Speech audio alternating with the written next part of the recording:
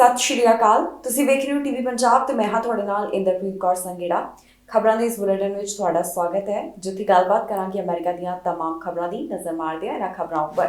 ਪਹਿਲਾਂ ਦੇ ਮੁਕਾਬਲੇ ਬੇਘਰ ਲੋਕਾਂ ਦੀ ਗਿਣਤੀ ਦੇ ਵਿੱਚ ਵਾਧਾ ਦਰਜ ਕੀਤਾ ਗਿਆ। ਖਬਰ ਐਲਏ ਤੋਂ ਸਾਹਮਣੇ ਆਈ, ਜਿੱਥੇ ਦੱਸਿਆ ਗਿਆ ਕਿ ਹੋਮਲੈਸ ਜਿਹੜੇ ਨੇ ਉਹਨਾਂ ਦੀ ਗਿਣਤੀ ਦੇ ਵਿੱਚ, ਉਹਨਾਂ ਦੇ ਅੰਕੜੇ ਵਿੱਚ ਪਹਿਲਾਂ ਦੇ ਮੁਕਾਬਲੇ ਵਾਧਾ ਹੋਇਆ।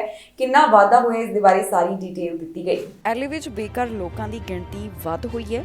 ਇਸ ਬਾਰੇ ਅੰਕੜਾ ਪੇਸ਼ ਕੀਤਾ ਗਿਆ, ਜੋ ਦੱਸਦੇ ਨੇ ਕਿ ਐਲਏ ਵਿੱਚ ਬੇਘਰ ਲੋਕਾਂ ਦਾ ਅੰਕੜਾ ਹੁਣ 69,000 ਨੂੰ ਪਾਰ ਕਰ ਗਿਆ ਹੈ। ਸਾਲ 2020 ਦੇ ਵਿੱਚ ਜੋ ਇਸ ਸੰਬੰਧੀ ਡਿਟੇਲ ਦਿੱਤੀ ਗਈ ਸੀ, ਉਸ ਦੇ ਮੁਕਾਬਲੇ ਹੁਣ ਇਸ ਗਿਣਤੀ ਅੰਦਰ 12% ਦਾ ਵਾਧਾ ਦਰਜ ਕੀਤਾ ਗਿਆ ਤੇ ਇਹ ਵੀ ਗੱਲ ਕਹੀ ਜਾ ਰਹੀ ਹੈ ਕਿ ਇਹ ਅੰਕੜਾ ਲਗਾਤਾਰ ਵਧ ਰਿਹਾ ਹੈ। ਇਸ ਸਭ ਬਾਰੇ Los Angeles homeless service authority ਵੱਲੋਂ ਜਾਣਕਾਰੀ ਸਾਂਝੀ ਕੀਤੀ ਗਈ, ਜਿੱਥੇ ਉਹਨਾਂ ਨੇ ਦੱਸਿਆ ਕਿ ਕੋਵਿਡ ਪੈਂਡੈਮਿਕ ਦੌਰਾਨ ਇਸ ਵਿੱਚ 4.1% ਦਾ ਵਾਧਾ ਦੇਖਣ ਨੂੰ ਮਿਲਿਆ। ਐਲਏ ਦੇ ਵਿੱਚ ਹੀ ਬੇਘਰ ਲੋਕਾਂ ਦੀ ਗਿਣਤੀ ਕਾਫੀ ਜ਼ਿਆਦਾ ਵੱਧ ਦੱਸੀ ਜਾ ਰਹੀ ਹੈ। ਦੱਸ ਦਈਏ ਕਿ ਅੰਕੜਾ 22 ਫਰਵਰੀ ਤੋਂ 24 ਫਰਵਰੀ ਦੇ ਵਿਚਕਾਰ ਗਿਣਿਆ ਗਿਆ ਸੀ, ਜਿੱਥੇ ਕਈ ਚੀਜ਼ਾਂ ਨੂੰ ਧਿਆਨ ਵਿੱਚ ਰੱਖਦਿਆਂ ਅੰਕੜਾ ਸਾਂਝਾ ਕੀਤਾ ਗਿਆ। ਸਾਲ 2020 ਦੇ ਵਿੱਚ ਦੇਸ਼ ਅੰਦਰ ਜੋ ਬੇਘਰ ਲੋਕ ਸਨ, ਉਹਨਾਂ ਦੇ ਅੰਕੜੇ ਵਿੱਚ ਪਹਿਲਾਂ ਦੇ ਮੁਕਾਬਲੇ 12% ਦਾ ਵਾਧਾ ਦਰਜ ਕੀਤਾ ਗਿਆ। ਇਸੇ ਤਰ੍ਹਾਂ ਹੀ ਲਾਸ ਏਂਜਲਸ ਦੇ ਵਿੱਚ ਇਹ ਵਾਧਾ 14% ਦਾ ਦੱਸਿਆ ਜਾ ਰਿਹਾ ਹੈ। 3 ਬੱਚਿਆਂ ਦੀ ਮਾਂ ਦੇ ਉੱਪਰ ਹਮਲਾ ਕਰਨ ਦਾ ਮਾਮਲਾ ਸਾਹਮਣੇ ਆਇਆ। 3 ਬੱਚਿਆਂ ਦੇ ਸਾਹਮਣੇ ਹੀ ਮਾਂ ਦੇ ਉੱਪਰ ਹਮਲਾ ਕੀਤਾ ਗਿਆ।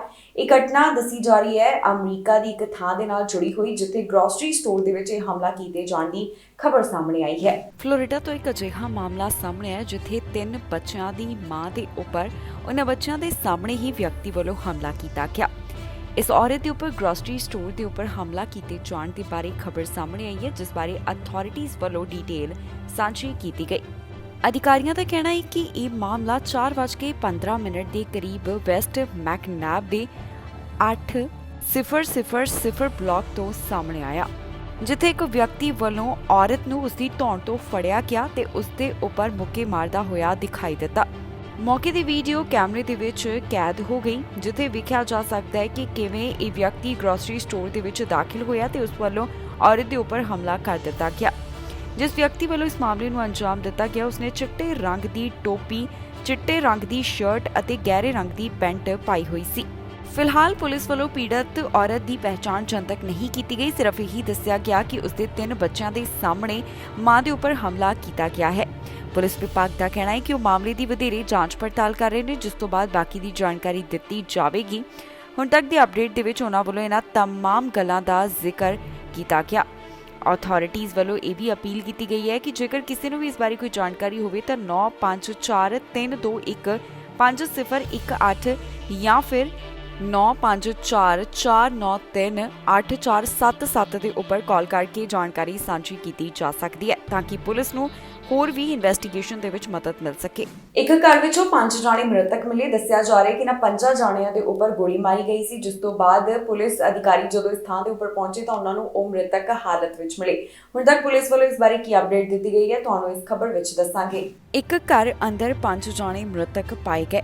ਇਹ ਮਾਮਲਾ ਮੈਰੀਲੈਂਡ ਦੇ ਘਰ ਦੇ ਨਾਲ ਜੁੜਿਆ ਹੋਇਆ ਹੈ, ਜਿੱਥੇ ਘਰ ਦੇ ਵਿੱਚ 5 ਜਾਣਿਆਂ ਨੂੰ ਮ੍ਰਿਤਕ ਪਾਇਆ ਗਿਆ, ਜਿਨ੍ਹਾਂ ਦੇ ਗੋਲੀਆਂ ਲੱਗੀਆਂ ਹੋਈਆਂ ਸਨ। ਇਸ ਮਾਮਲੇ ਸੰਬੰਧੀ ਅਥਾਰਟੀਜ਼ ਵੱਲੋਂ ਡਿਟੇਲ ਸਾਂਝੀ ਕੀਤੀ ਗਈ, ਜਿੱਥੇ ਉਹਨਾਂ ਨੇ ਦੱਸਿਆ ਕਿ 9:19 ਦੇ ਕਰੀਬ ਉਹਨਾਂ ਨੂੰ 911 ਦੇ ਉੱਪਰ ਕਾਲ ਆਈ, ਜਿੱਥੇ ਦੱਸਿਆ ਗਿਆ ਕਿ ਘਰ ਦੇ ਵਿੱਚ 3 ਬੱਚੇ, ਔਰਤ ਨੂੰ ਗੋਲੀ ਲੱਗੀ ਹੋਈ ਹੈ। ਜਦੋਂ ਅਧਿਕਾਰੀ ਮੌਕੇ ਵਾਲੀ ਥਾਂ ਦੇ ਉੱਪਰ ਪਹੁੰਚੇ ਤਾਂ ਉਹਨਾਂ ਨੇ ਦੇਖਿਆ ਕਿ ਘਰ ਦੇ ਵਿੱਚ 5 ਜਾਣਿਆਂ ਨੂੰ ਗੋਲੀਆਂ ਲੱਗੀਆਂ ਹੋਈਆਂ ਸਨ। ਇਹ ਗੋਲੀਬਾਰੀ ਦਾ ਮਾਮਲਾ ਬਾਲਟਿਮੋਰ ਦੇ 60 ਮਾਈਲਜ਼ ਨਾਰਥ ਈਸਟ ਤੋਂ ਸਾਹਮਣੇ ਆਇਆ ਹੈ। ਫਿਲਹਾਲ ਸ਼ੈਰਿਫ ਵੱਲੋਂ ਇਸ ਬਾਰੇ ਕੋਈ ਬਹੁਤੀ ਡਿਟੇਲ ਤਾਂ ਸਾਂਝੀ ਨਹੀਂ ਕੀਤੀ ਗਈ ਤੇ ਨਾ ਹੀ ਉਹਨਾਂ ਵੱਲੋਂ ਹੋਰ ਕੋਈ ਜਾਣਕਾਰੀ ਦਿੱਤੀ ਗਈ ਹੈ। ਫਿਲਹਾਲ ਪੀੜਤਾਂ ਦੇ ਨਾਮ ਵੀ ਅਜੇ ਜਨਤਕ ਨਹੀਂ ਕੀਤੇ ਗਏ। ਪੁਲਿਸ ਵਿਭਾਗ ਦਾ ਕਹਿਣਾ ਹੈ ਕਿ ਉਹਨਾਂ ਵੱਲੋਂ ਮਾਮਲੇ ਦੀ ਵਧੇਰੇ ਜਾਂਚ ਪੜਤਾਲ ਕੀਤੀ ਜਾ ਰਹੀ ਹੈ, ਜਿਸ ਤੋਂ ਬਾਅਦ ਬਾਕੀ ਦੀ ਜਾਣਕਾਰੀ ਦਿੱਤੀ ਜਾਵੇਗੀ। ਹੁਣ ਤੱਕ ਦੀ ਅਪਡੇਟ ਦੇ ਵਿੱਚ ਇਹਨਾਂ तमाम ਗੱਲਾਂ ਦਾ ਹੀ ਜ਼ਿਕਰ ਕੀਤਾ ਗਿਆ, ਜਿਸ ਵਿੱਚ ਦੱਸਿਆ ਗਿਆ ਹੈ ਕਿ ਪੁਲਿਸ ਨੂੰ 911 ਦੇ ਉੱਪਰ ਕਾਲ ਕਰਕੇ ਦੱਸਿਆ ਗਿਆ ਸੀ ਕਿ ਘਰ ਦੇ ਵਿੱਚ ਕੁਝ ਜਾਣਿਆਂ ਨੂੰ ਗੋਲੀਆਂ ਲੱਗੀਆਂ ਨੇ। 5 ਜਾਣੇ ਇਸ ਦੌਰਾਨ ਦੱਸੇ ਗਏ ਜਿਨ੍ਹਾਂ ਨੂੰ ਗੋਲੀਆਂ ਲੱਗੀਆਂ ਤੇ ਉਹਨਾਂ ਦੀ ਮੌਤ ਹੋ ਗਈ। ਇਹਨਾਂ 5 ਜਾਣਿਆਂ ਦੇ ਬਾਰੇ ਬਹੁਤੀ ਡਿਟੇਲ ਅਜੇ ਨਹੀਂ ਦੱਸੀ ਗਈ।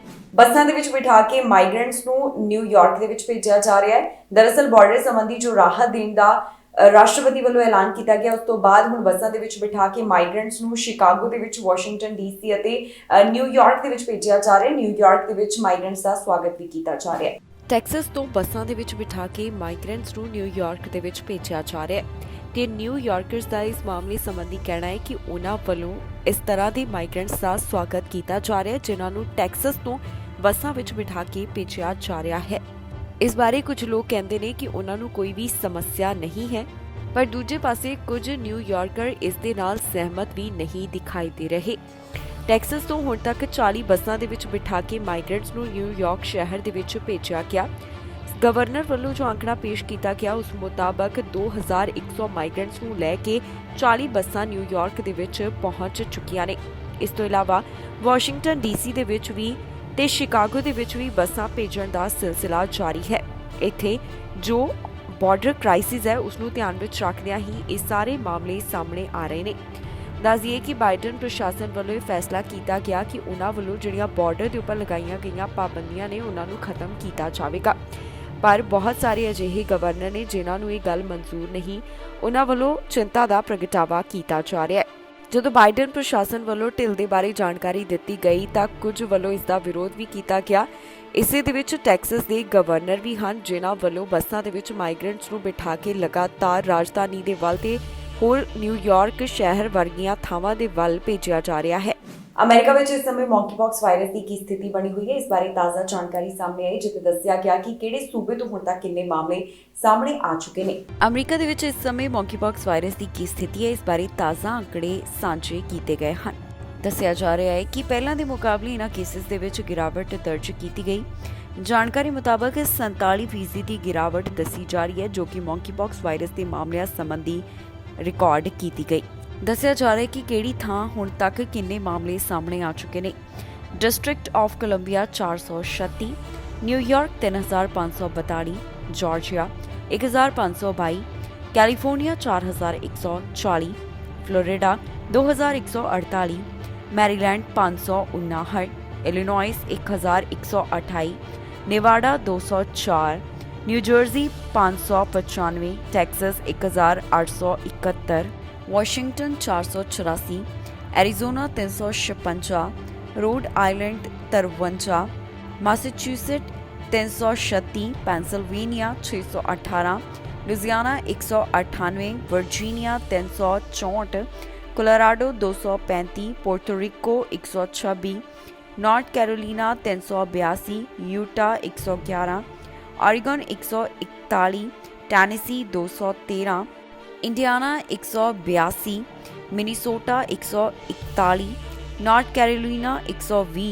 Michigan 202, Ohio 213, Hawaii 25, Alabama 82, new Hampshire 22, Mississippi 44, Nebraska 28, अरकानसास 43, new Mexico 27, Missouri 61, Wisconsin 56, Kentucky 34, north Dakota 5, Oklahoma 24, main 7, वेरमोंट 3, Montana 5, West Virginia 8, Alaska 3, Wyoming 2, Kansas 7 ਤੇ ਸਾਊਥ ਡਕੋਟਾ ਤੋਂ 2 ਮੌਂਕੀਪੌਕਸ ਵਾਇਰਸ ਦੇ ਮਾਮਲਿਆਂ ਦੀ ਹੁਣ ਤੱਕ ਪੁਸ਼ਟੀ ਹੋ ਚੁੱਕੀ ਹੈ। ਇਸ ਸਨ ਕੁਝ ਖਬਰਾਂ ਜਿਹੜੀਆਂ ਅੱਜ ਦੇ ਦਿਨ ਅਮਰੀਕਾ ਤੋਂ ਸਾਹਮਣੇ ਆਈਆਂ। ਬਾਕੀ ਖਬਰਾਂ ਲਈ ਤੁਸੀਂ ਬਣੇ ਰਹੋ ਟੀਵੀ ਪੰਜਾਬ ਨਾਲ। ਫਿਲਹਾਲ ਮੈਨੂੰ ਇੰਦਰਪ੍ਰੀਤ ਕੌਰ ਸੰਗੇੜਾ ਨੂੰ ਦਿਓ ਇਜਾਜ਼ਤ।